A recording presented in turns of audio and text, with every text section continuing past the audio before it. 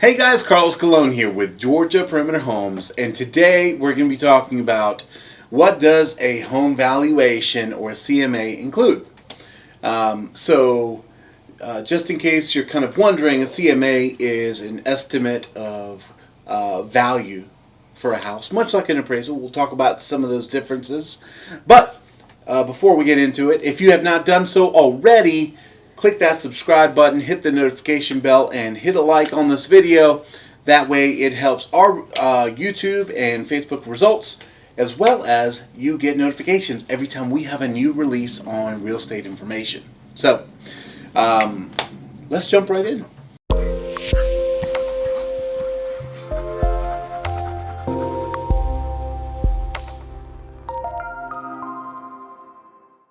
Alright, you guys, let's jump right into it. So, this is going to be referencing a CMA, a comparative marketing analysis, in comparison to an appraisal. Okay, an appraisal is what you formally pay for when you're getting a house. You can also do it outside of a mortgage as well, and pay for someone to come to your home and do a formal appraisal. This is typically about a 50 to 100 page report, depending on what kind of property it is. A CMA is a comparative marketing analysis, which is different from an appraisal. It is not allowed to be called an appraisal because you have to have a real estate license, or an appraiser's license rather, to call something an appraisal.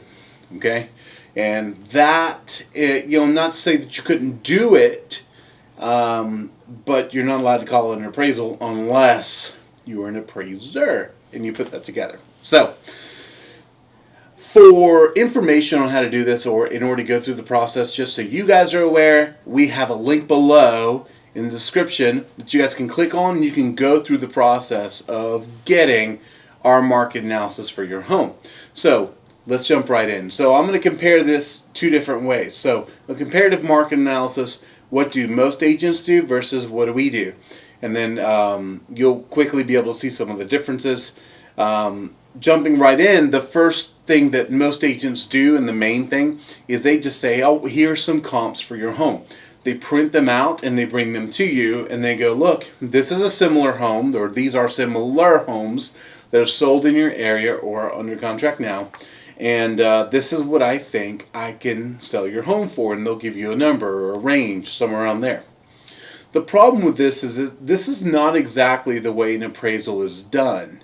And so it's important to understand that just because somebody else sold their home for a particular number, although it has some weight, it should have some weight against yours and the value of yours, it is not the end-all be-all.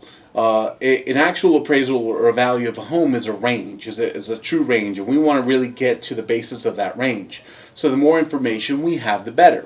Not saying that the approach that I just discussed is wrong, but it's a small fraction of the information you really need as a seller in order to make a decision. So what do we do? How do we do this? So the first thing that we do is we come up with an automated report. Okay, it's not just one report, it's several automated reports. We take every automated number we can possibly find, we print them out, and we give you a range.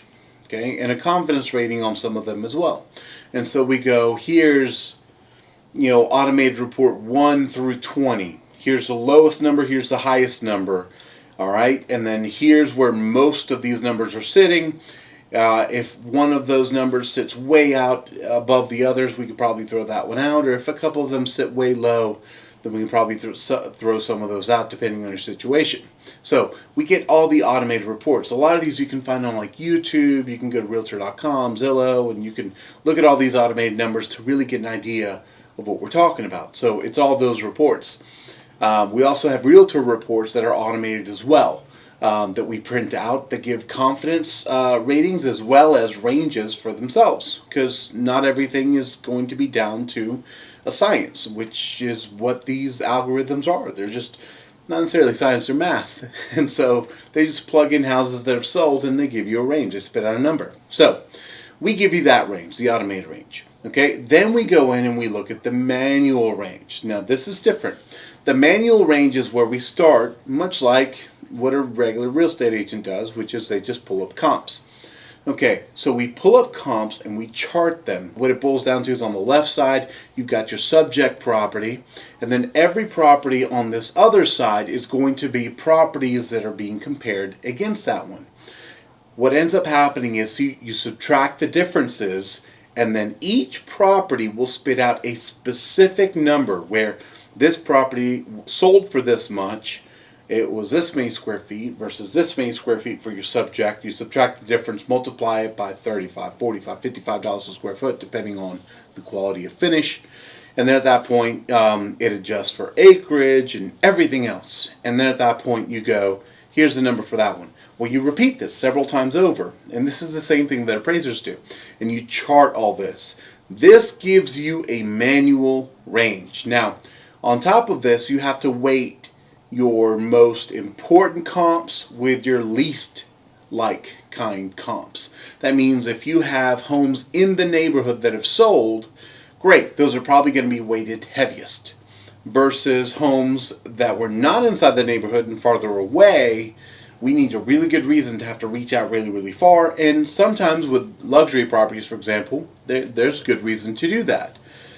In other cases, with your average sale that's in a subdivision that's just like all the other homes in the subdivision, there's nothing really that special about it, then yeah, most appraisers will find it hard if they've got enough information within the neighborhood to use those as comps to do that. So that's what we do. That starts with a lowest at that point and a highest on that range. And so if you've kind of followed me from the beginning here, so we've got an automated range for value, this lowest to highest. Now we've got a manual range that's lowest to highest.